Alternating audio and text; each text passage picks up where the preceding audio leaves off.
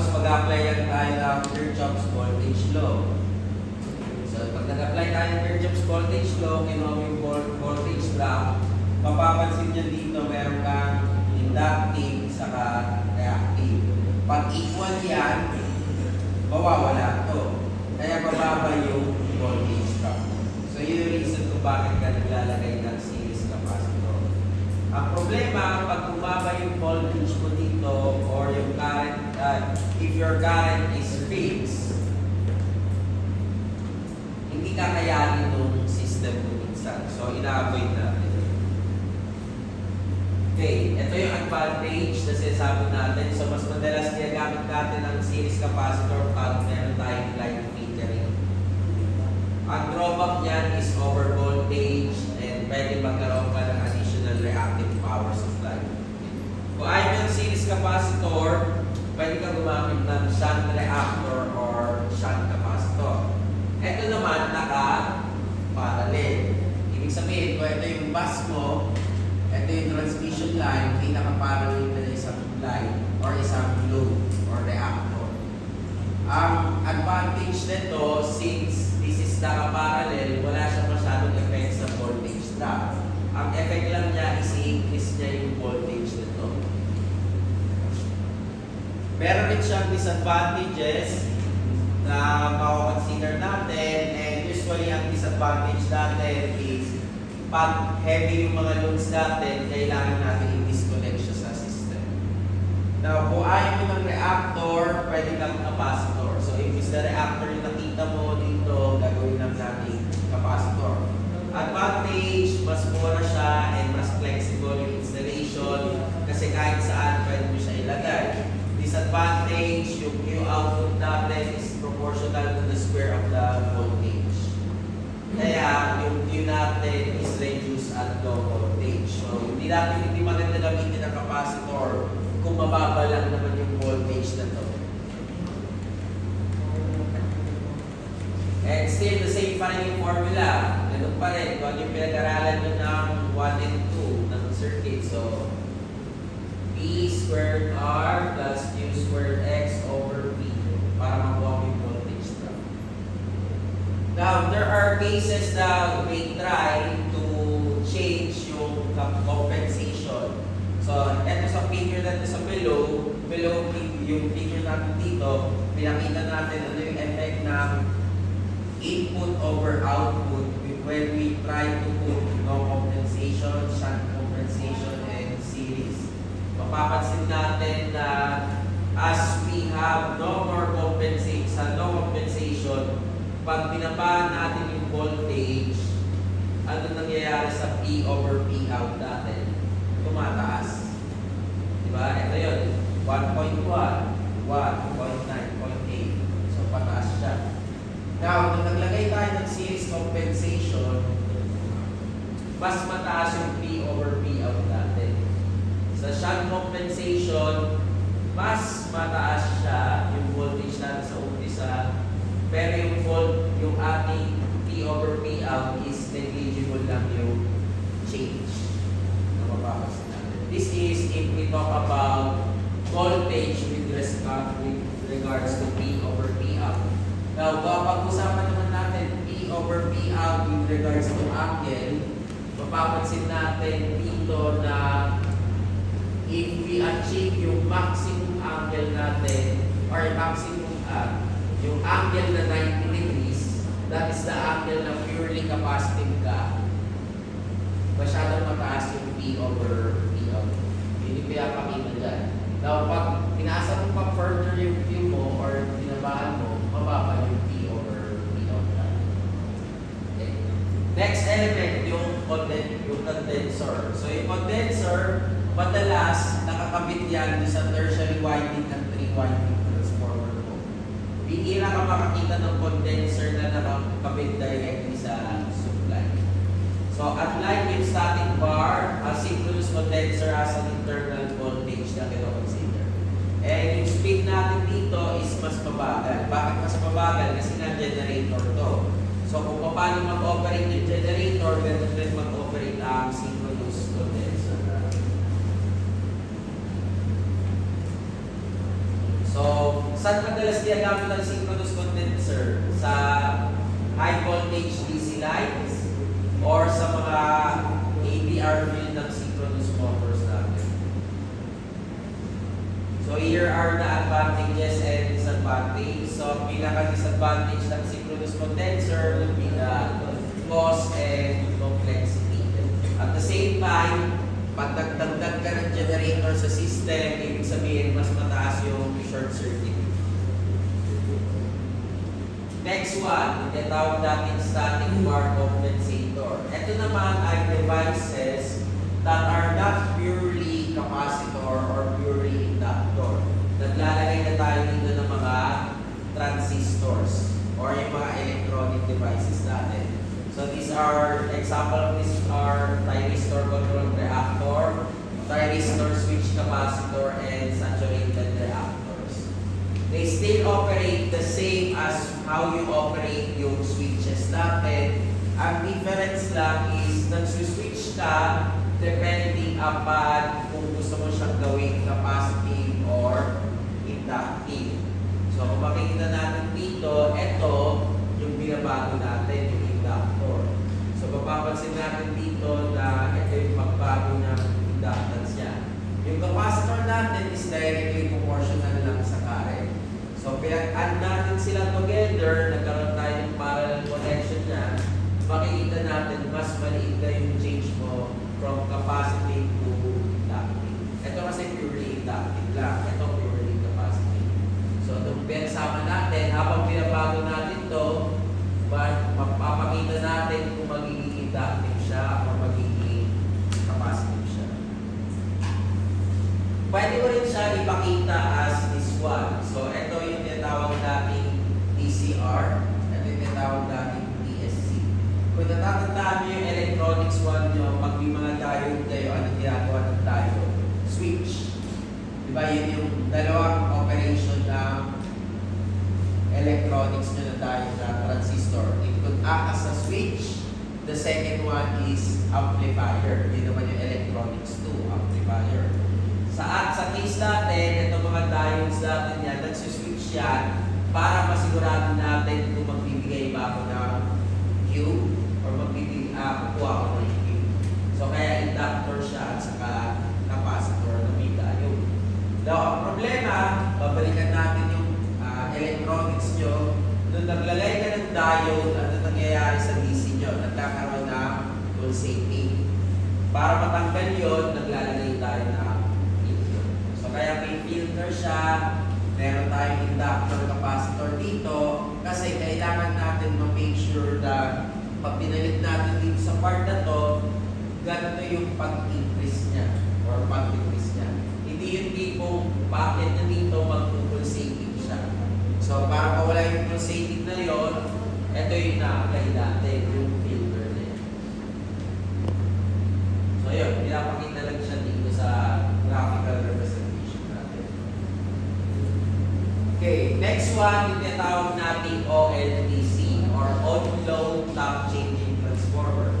Yung pinakita natin sa admittance matrix na On-Load Top Changing Transformer, yun pa rin yung papakita natin dito. So, ang ginagawa lang nila is kinokontrol natin yung top setting para ma-improve natin yung voltage mo. So, may two types tayo. Off-load saka on-load. Ano yung difference nila? Pag sinabi kong off-load, kailangan mo muna itanggal yung transformer bago mo baguhin yung top changing. Yung on-load, kahit nag-ooperate siya, pwede mo siya i-top change. So, ibig sabihin lang to, pwede tayo kumuha ng voltage dito, pwede kumuha dito, pwede kumuha doon. Binabago ko yung top settings. Okay. So another example ng on-load top changing. So for this case, pwede natin consider na ang consider kung winding is ito papunta dito. Pwede pa rin consider na ito papunta dito sa kapila. Depending upon kung ano yung bubuksan natin na switch. So pag nakabukas yung switch na to, open circuit to, ito lang yung connection natin.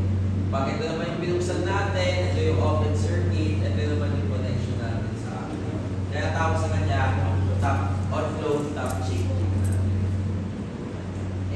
So, ito, pinapakita lang yung operation natin sa kanina. So, here, this just shows yung effect ng top changing transformer natin sa system level. So, syempre, pag ginago yung voltage dito, may effect siya sa voltage dito bago ko ilabas. So, bakit? For example, ginawa mo 10 volts to, tapos sabi mo dito is 80%. So, ilang papasok dito? 80 volts. Yung 8 volts, tapos ginawa mo itong 1.2. So, 8 times 1.2. So, yung lalabas na voltage na kapila. So, yung ginagawa ng top setting. Na pwede natin i-express mathematically in this case. Pag tinanggal niyo yung mga t dyan, ano na malabas ng formula natin? P1 ito yun is equal to voltage drop plus V2. So yun yun. So V2 plus voltage drop. So para mabago natin yung voltage ko sa V2 or dito, nagdadagdag tayo ng T1 sa So T1 and T2 are per unit values. Wala yung effect sa system. Kahit gawin mo yung 1, okay pa rin yan. Okay, then if you try to simplify, ito na yung magiging line drop compensation. So derivation lang ito ng formula. Okay. So karaniwan, kailangan natin kunin lang itong mga itong settings na to, yung T1 and T2, if we want to achieve something. Sabihin natin, 100 volts. Gusto ko ilabas ko dito ay 100 volts pa rin. So, ano dapat yung T1 and T2 ko? Given ito yung R and X, given ito yung load ko. So, pwede mo siya directly ma-compute. Okay. So, saan tayo naglalagay ng top changing? Karaniwan naglalagay tayo dyan sa input supply, pwede rin sa output supply. And yung top changing, pwede mong gawin yan daily, pwedeng hourly, pwedeng minute by minute, or pwedeng sa system condition. So, if ginawa mo siya minute by minute or hourly, ibig sabihin yung top changing transformer ko is naka-automate sa PLC or naka-automate rin sa SCADA mo. Pag nangyari yun, meron ka lang tinatawag na automation operation ng power system. Okay, another example ng top changing is yung auto transformer natin. So, ang auto transformer is a device wherein the primary and secondary natin has almost the same top setting. Kumbaga parang uniform settings na. We have also booster transformer. So, ang booster transformer naman, from the word itself, boost. You're trying to boost the voltage. Now, bakit kailangan natin na reactive power planning? Or bakit gusto mo siya i-optimize? Para mababa yung mas uniform yung voltage profile, ma-reduce mo yung MVA loading, ma-avoid mo yung overcommitment ng reactive sources, ability to maintain stable voltage conditions, yung ano natin, transmission losses natin, ma-reduce din natin. Okay. Now, with those in mind, lahat ng diniscuss natin previously, yun ay mga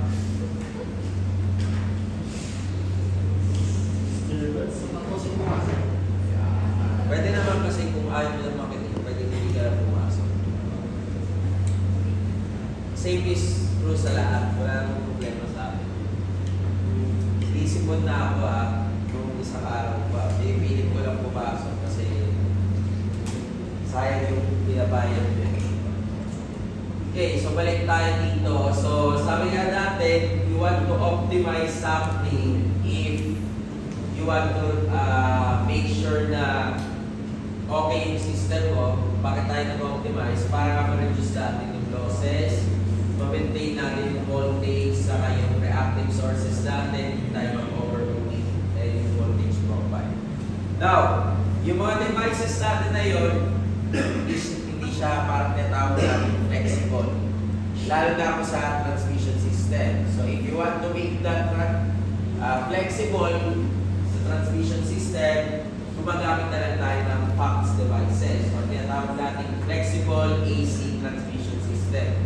Kaya siya tinawag na flexible AC transmission system kasi yung mga value natin dyan or kayang magkaroon ng control sa system wherein uniformly throughout your transmission system pwede mo i-control yung kanyang assembly, yung mga switching ng mga generators mo, yung mga capacitors mo, etc. So, pag pinagsama-sama mo yun, basta nakakabit sa transmission system, ang tawag natin doon ay FACS devices natin.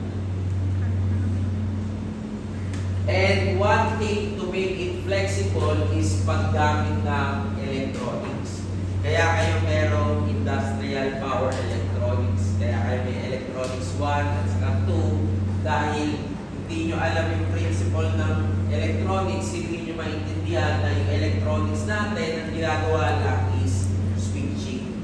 Sila lang yung taga-on at saka taga-off ng mga devices natin. So, solid state, ang control and there are faster compared to sa series capacitor or shunt capacitors natin. So, ano ba yung pinocontrol mo? Line impedance, pwede natin pataasin or pababain. Voltage magnitude, ganun rin, pwede mo ipataas or ipababa. And yung kanyang angle, pwede natin gawing mas maliit or approximately zero. And because of that case, kaya mo kontrolin yung tatlong parameters there. So, ano example? Thyristor control series compensators. So, ang pinocontrol mo dyan, impedance natin. Meron rin tayo tinatawag na static on-load tap changing. Ito naman is para sa voltage. Then, meron rin tayo static bar compensator. Ito naman is para sa combination ng capacitor and inductor natin. Pwede rin STATCOM, static compensator. Ito naman is more on sa source or sa load side. And unified power flow controller. Ito naman is mga thyristor control para makontrol mo kung saan pupunta yung reactive power natin. Okay. And lahat yan, ang ginagamit ko lang naman formula or palagi natin pinag-usapan, hindi pa rin nagbabago. Kung ano yung alam nyo itong machines, yung pa rin niya yun. Ang pinocontrol natin is voltage regulation. Pag over voltage, ayaw natin yan kasi bumababa yung light bulb light natin or yung pagsira ng electronic device. Pag under voltage, ayaw naman natin yan kasi mas mababa yung illumination level. Okay. Now, here we show here yung example na bakit kailangan natin sumunod ng standard. So, itong standard na to is, an example of a standard is yung ANSI C84.1-1995 or yung 5-minute RMS voltage. Based on that one, in 5 minutes, dapat ang voltage range mo is between plus or minus 5%. Range 8. Ito yung standard natin. Now, pwede mangyari, in-apply mo sa system yon. Yung range mo is 5.83 at saka negative 8.33. So, pasok pa yan sa standard, hindi.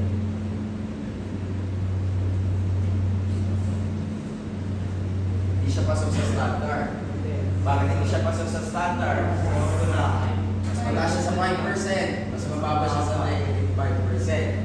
So, anong gagawin natin dyan? Kailangan natin mag-apply ng device para ito tumaas na negative 5, ito bumaba na positive 5. So, yun. Kaya tayo naglalagay ng mga ganyan. Increasing sa voltage profile. So, pwedeng lakihan natin yung conductor size. Pag nilakihan yung conductor size, ano mangyayari sa resistance? Liit. Kasi diba, rolling over area. Mas malaki na area, mas malaki na resistance. So, isang paraan yun. Kaya for example, yung ginagamit kong cable ngayon is number 14. Pwede kong gawin number 16 niya. Number mataas yung voltage na yun. So, kung natatandaan nyo yung sa, hindi ko alam kung naturo sa inyo sa system design na yung tinatawag natin voltage drop calculation. Na-compute nyo ba yun, yung voltage drop calculation? Di ba kasi pag nag-design kayo sa PEC, bibigay nyo for example ganitong mga wire. Kaso walang consideration yun sa length. So, ang kasunod is yung voltage drop na nalagay mo na yung length. Pag nilagay mo yung length, ang problema, ano mangyayari? Pwede yung voltage drop mo is more than sa 5%. Diba? So, ano gagawin natin?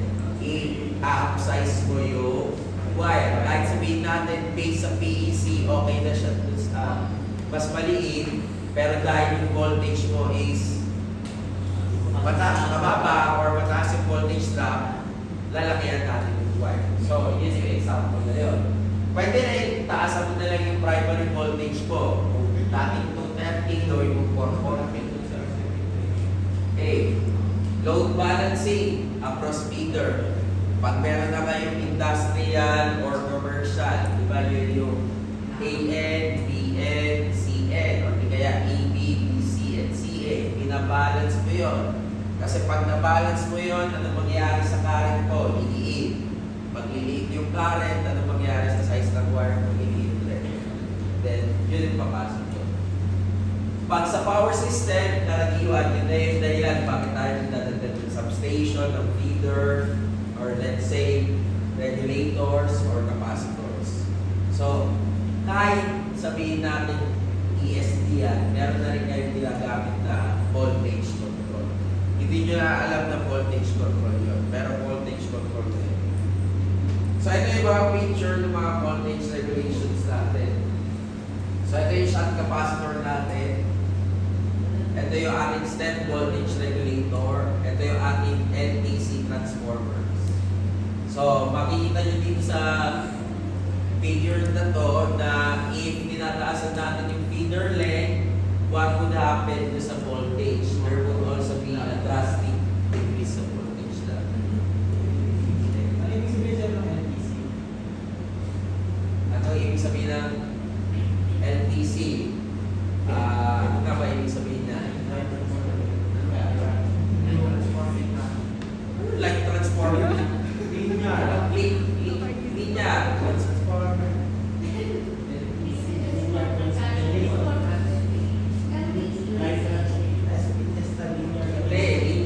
to na eh. Okay, balikan ko kayo. Nakalimutan ko yan. Pero may ibig sabihin na hey, then yung habang sinesearch ni Arias para makikita natin. Ito mga kasunod na to, nilagay lang natin dito para ma-refresh nyo lang kung paano i-convert yung equivalent circuit ng transformer. So, sa apparatus, that is how you get yung equivalent circuit, di ba? Top 10 years na. Top 10 years. Yun nga. Load, tama. Kasi nga, kanina nga ako, LTC. Yung LTC is load top changing transformers lang. Tapos naglalagay lang tayo ng o dun sa umpisa pag-on load top change.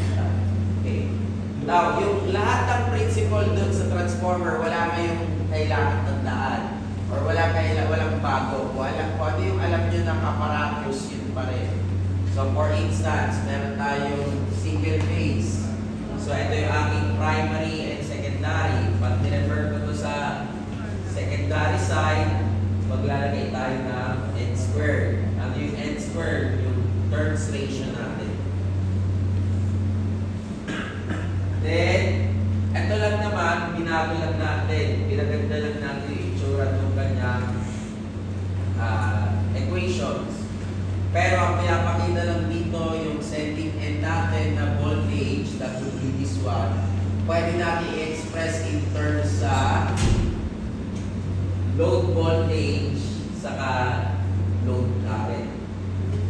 Pwede ko rin sabihin yung aking sending end current, itong IS, pwede siya i-express in terms of sending end voltage as well as yung current ko sa primary. So, these are just equations.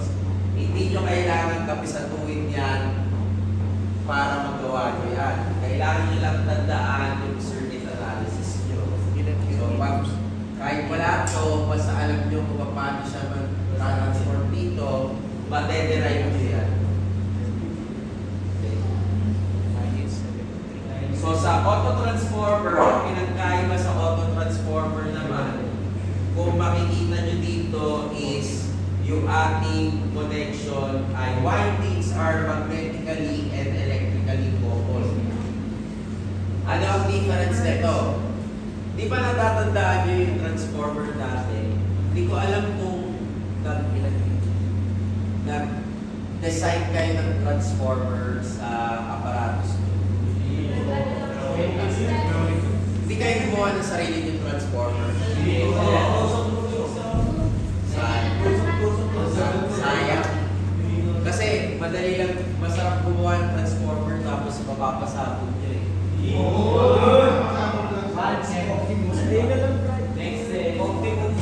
Di ba karaniwan, for example, meron kayang ganito.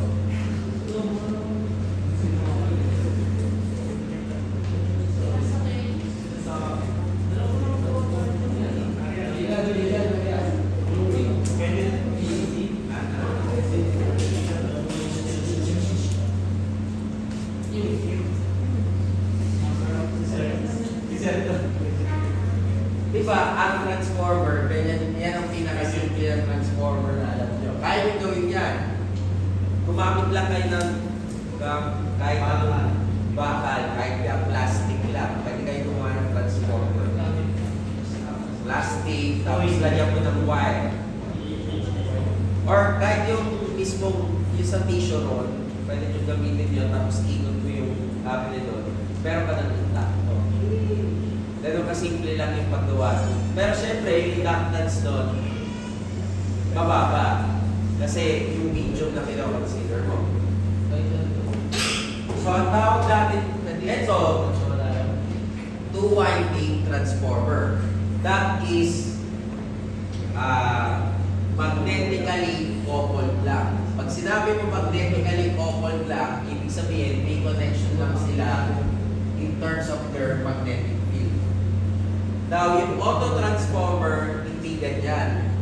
Yung auto-transformer natin is pwedeng ganito.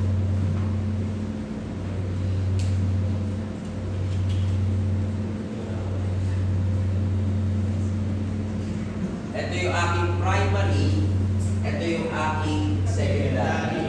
Kaya tinawag siyang electrically coupled, ibig sabihin, they are directly connected. So, kumbaga parang isang winding siya, pero hindi siya isang winding. So, yun ang ibig sabihin ng auto-transformer. Two-winding transformer, literal na dalawang winding ka. Pagkahiwalay sila, but they are connected because of your magnetic field. So, sa electromagnetism, di ba, pag meron kang ganito, may magnetic field ka sa pagkakita. Dito, ang nangyari, pati yung wire mo mismo, para mag-form yung primary and secondary ay connected together. So, bukod sa nagkaroon ka ng magnetic field sa pagitan nila, yung electric field mo rin is magkakonekta. So, yun lang yung difference doon. Kaya pwede mo sabihin na ang auto-transformer mo ay pwede mo rin sabihin na single winding transformer. So, ito lang ay derivation lang ng steps of transformer. So, this one shows ano yung advantage ng paggamit ng volt ng transformer in terms of power ratings as well as pag-winding. So, ito yung power ratings natin ng auto-transformer ng two-winding transformer, i-compare natin sa auto-transformer as well as yung voltage. Ano yun?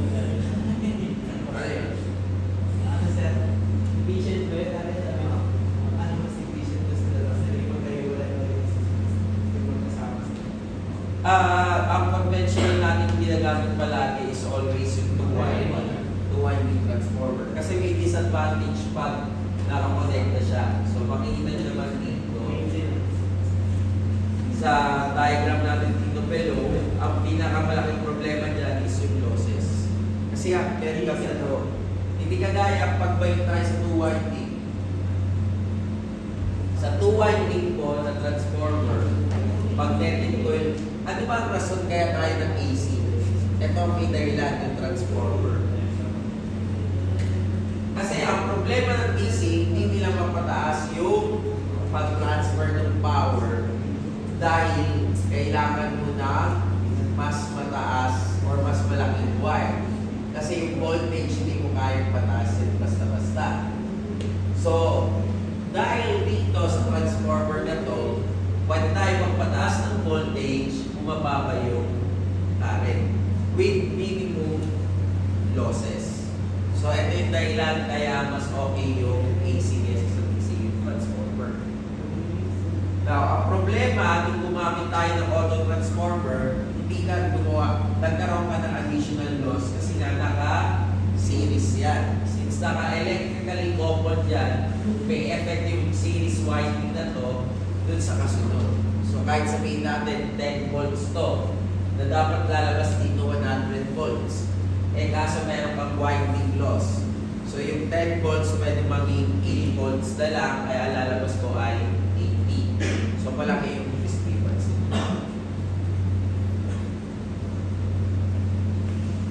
Okay, so just a review, per unit analysis, meron pa rin per unit analysis dyan.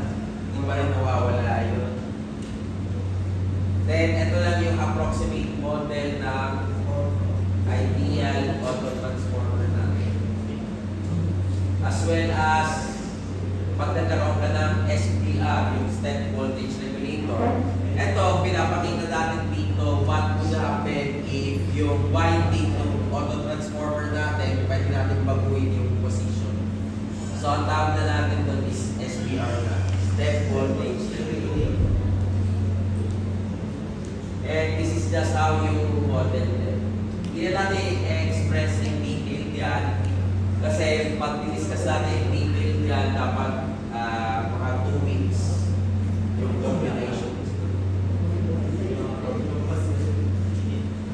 Then, this one, pinapakita lang natin na pag gumamit ka ng mga controls na yun, pwede mo baguhin yung kanyang voltage as well as yung bandwidth and time delay.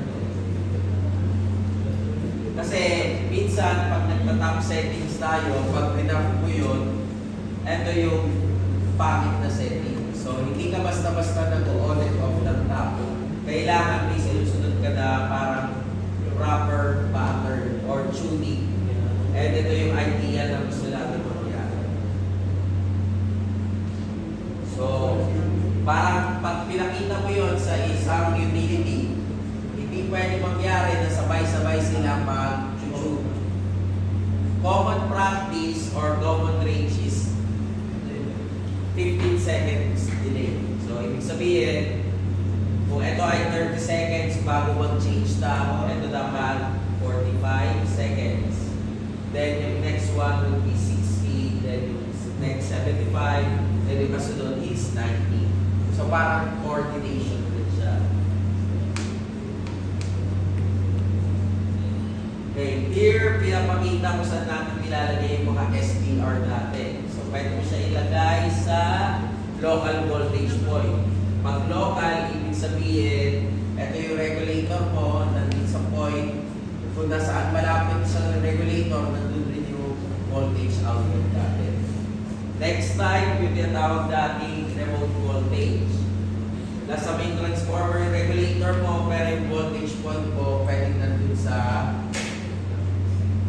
additional line after the line. And yung huli, yung tinatawag dating pseudo point. Pag sinabi yung pseudo point, may separate ka lang na connection na pino-consider. So, ang tawag natin doon ay